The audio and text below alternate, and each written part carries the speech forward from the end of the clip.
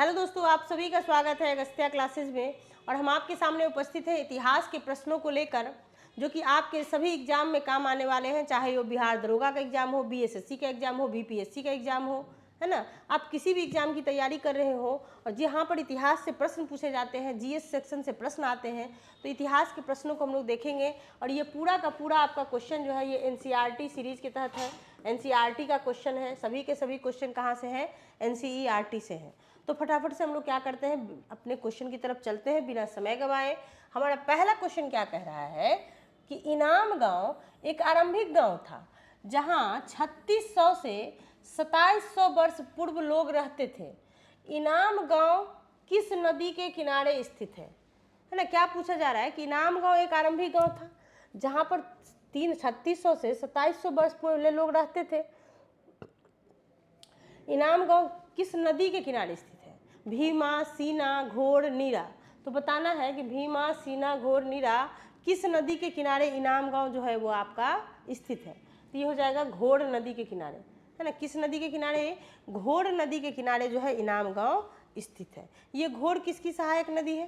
तो देखिए, ये भीमा की ही सहायक नदी है ना। ये घोड़ जो है ये भीमा की सहायक नदी है, भीमा की सहायक नदी,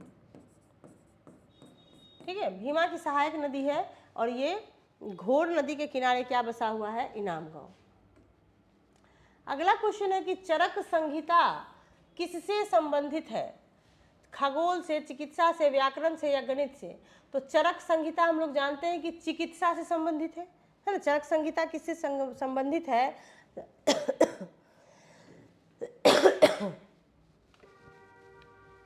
चलिए, चरक संहिता किससे संबंधित है?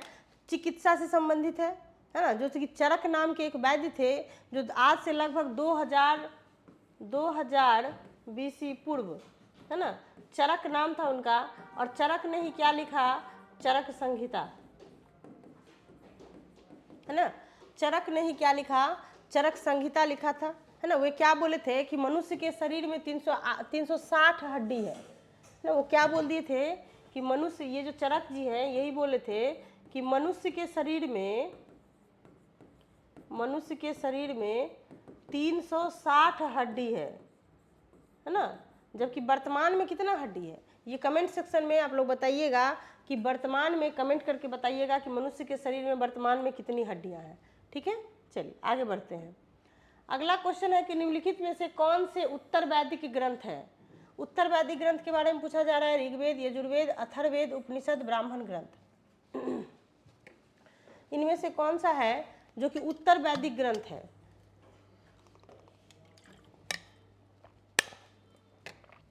तो क्या हो जाएगा?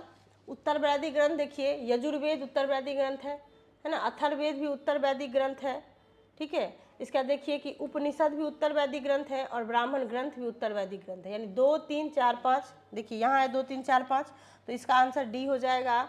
यानी यजुर्वेद, अथर्ववेद, उपनिषद और ब्राह्मण ग्रंथ जो है ये क्या है? उत्तर वैदिक ग्रंथ है।